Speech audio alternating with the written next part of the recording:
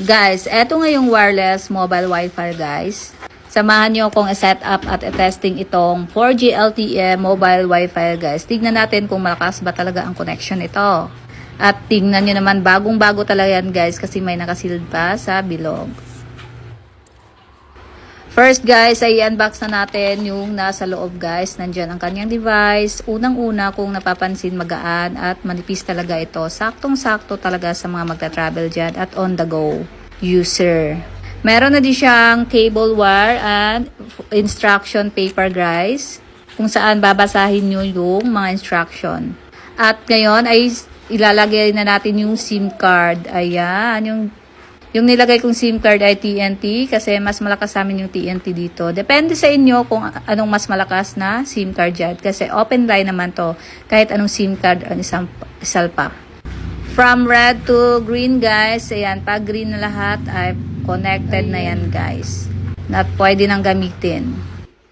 Ayan guys, tinry ko siya sa cellphone guys para naman malaman natin kung mabilis ba talaga din siya sa cellphone.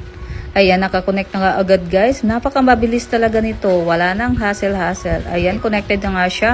At itatry ko na nga. Tignan ko nga dito sa may black app. Ayan guys, napakamabilis talaga niya. Walang loading guys. Napakabilis na ang connection niya.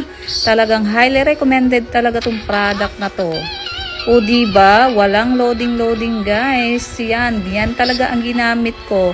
Sa box pala guys, nakalagay doon, meron doon nakalagay na mga instruction na babasahin kung paano gamitin or ilang pwede ang makakonect. Ayan, 300 Mbps pala to at 10 Wi-Fi connection na.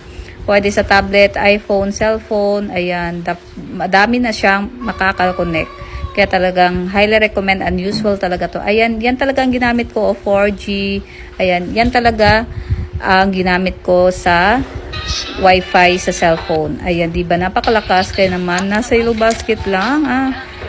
Go na. Check out yun na. Highly recommended talaga tong product na to. Ayan, tinry ko talaga to para sa inyo. Nag-load ako.